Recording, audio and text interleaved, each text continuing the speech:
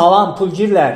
Dostlar, bugünkü mövzumuz pulun qazanılması və effektiv idarə edilməsidir. Mövzuya keçməmişdən qabaq kanalımıza abunə olub, like edib və video bitdikdən sonra isə siz də öz fikirlərinizi şərh bölməsinə qeyd edə bilərsiniz. Pulun qazanılması və effektiv idarə edilməsi maliyyə uğurunun açarı hesab olunur ki, burada da bəzi əsas anlayışları bilməyimiz zəruridir. Maliyyənin planlaşdırılması, büdcə idarəçiliyi, investisiya və pasiv gəlirlər. Maliyyə planlaşdırılması qısa, orta və uzun müddətli məqsədlər üçün yerinə yetirilir. Qısa müddətli borc və kreditlərin bağlanması, orta müddətli avtomobil almaq və ya səyahətə getmək, uzun müddətli isə daşınmaz əmlak və böyük həcmdə investisiyalar. Büdcə idarəçiliyi gəlir və xərclər arasındakı balansı qorumaqdır. Burada bir həssas mövzudan danışmaq istəyirəm sizə dostlar. Görürük ki, pul daha çox qazanmaq uğurun əsası hesab olunur. Burada bir yanlış fikir var ki, təbii ki, pul çox qazanmaq və eləcə də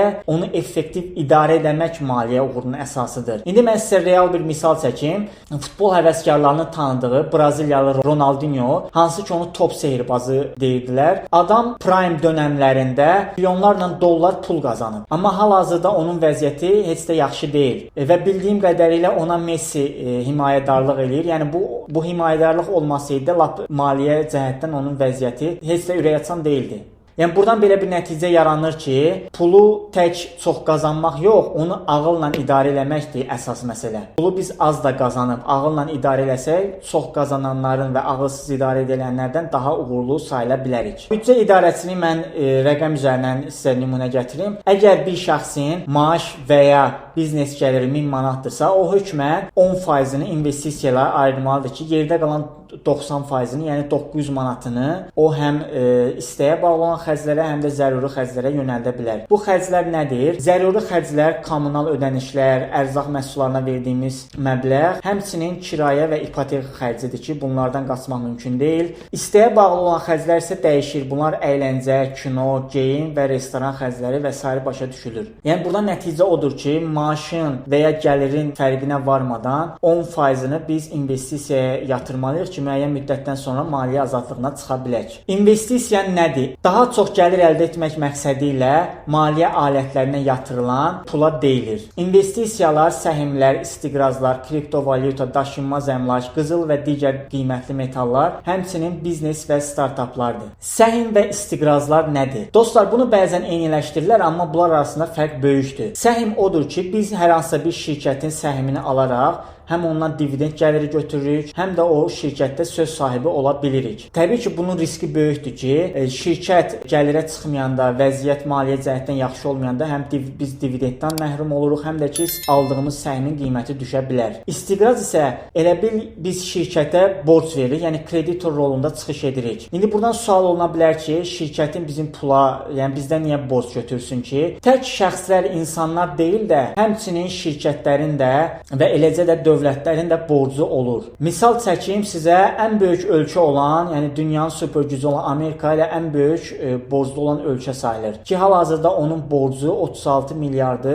üzr istəyirəm, 36 trilyonu keçib, hansı ki 36 trilyonun yanında 1 milyard, yəni biz qəpik quruş kimi baxa bilərik ona. Yəni buradan belə bir nəticə çıxır ki, yəni istənilən vəziyyətdə şirkətlər borclana bilərlər ki, bu onun heç də batmağı demək deyil. Yəni buradan belə bir anlayış olur ki, dostlar, şirkətlər də borclana bilər.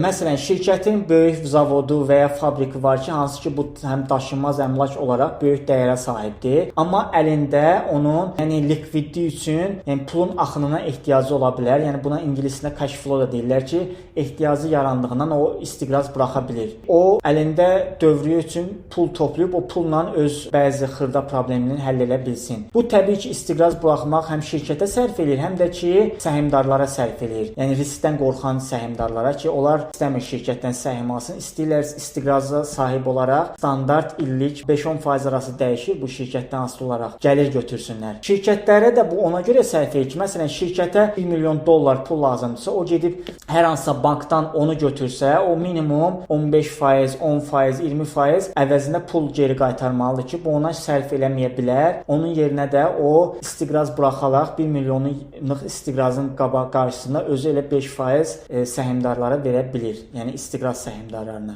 Dostlar, istiqraz və səhmlərə real misal. Məsələn, biz Apple-ın əgər səhmdarıyıqsa, təbii ki, burada böyük həcmdə səhmdarlardan söhbət gedir ki, onlar həm şirkətin maliyyə uğurları yaxşı olanda onlar dividenddən daha çox gəlir götürürlər. Həmçinin də şirkətin səhmi qalxdıqca oradan yaxşı qazana bilirlər. İstiqrazları isə bizdə bir müddət Dövlət Neft Şirkəti, yəni SOCAR özü istiqraz buraxmışdı ki, bazara. O istiqrazlar qarşılığında mən yadıma gəlir ki, istiqrazlar $1000, yəni bir ədədi $1000 idi ki, o $1000 qarşılığında illik 5%, birinci istiqrazlar 5%, sonra Yaşıl Enerji adlı istiqraz buraxdı ki, onda hal-hazırda müddəti bitib 6% gəlirlilik söz verirdi. Təbii ki, istiqrazda bir dənə nüans var ki, onlar müddətli olur. 3 illik, 5 illik və s. Dostlar, daşınmaz əmlaka misal olaraq evləri, obyektləri, həmçinin də torpaq sahələrini misal göstərə bilərik ki, torpaq sahələri həm əkinə yararlı, həm də ev tikmək və ya kommersiya obyekti üçün tikmək üçün yararlı torpaqlar hesab olunur. Qızıl və qiymətli metallar. Dostlar, bu investisiya aləti yeganə investisiya alətidir ki, bunlar 1000 illik tarixə dayanır və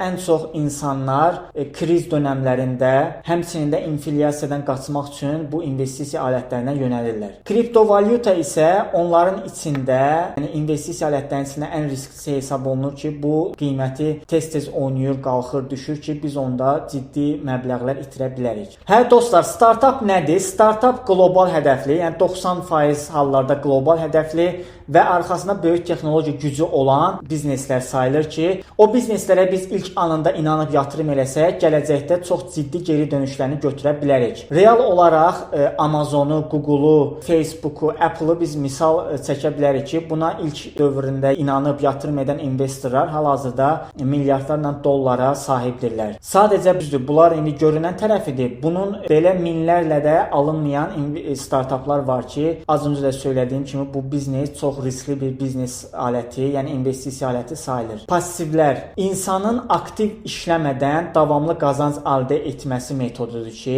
bunlar da kirayə gəlirləri, yəni evlərdən və ya kommersiya obyektlərindən icarə kimi əldə etdiyimiz gəlirlər, yəni dividend gəlirləri, səhmlərdən əldə olunan gəlirlər. Bu dəqiqə onlayn pasiv gəlirlər də çoxdur ki, bunları reklam və blog yazarlığını, həmçinin elektron ticarəti, dropshippingi və s. misal göstərə bilərik. Dostlar, kriptovalyutada isə 2 dənə sahə var ki, passiv gəlirə nümunə olaraq staking və miningdir. Staking düzdür, daha risklidir. Risklidir ona görə ki, biz öz əldə olan coinimizi hər hansısa bir şirkətə işlətmə hüququna veririk ki, hansı ki biz onda coinin üzərində söz sahibi olmuruq və o şirkət də bizə onun əvəzində illik stabil faiz ödəyir. Burada risk ondan ibarətdir ki, bəzən coinin qiyməti çox düşür. Ona görə əldə etdiyimiz faiz o gəliri qarşılaya bilmir. İsə mining ən stabil passiv gəlir sayılır ki, bu böyük şirkətlər və böyük mining firmaları tərəfindən, yəni burada super güclü kompüterlər və kartlar sayəsində blok zəncirdə bitcoin yığaraq onu sonra insanlar spot olaraq sata bilərək passiv gəlir əldə edirlər. Hə dostlar, bu günlük bu qədər. Siz də öz fikirlərinizi şərh bölməsində bildirə bilərsiniz. Həmçinin kanala abunə oluruq və like etməyi də unutmuruq. Bizi sosial şəbəkələrdən və Telegram kanalımıza qoşularaq investisiya marafonumuzdan xəbərdar olun. Həmçində dünyada gedən iqtisadi xəbərlərdən anında məlumatınız olsun. Növbəti videoda görüşənədək.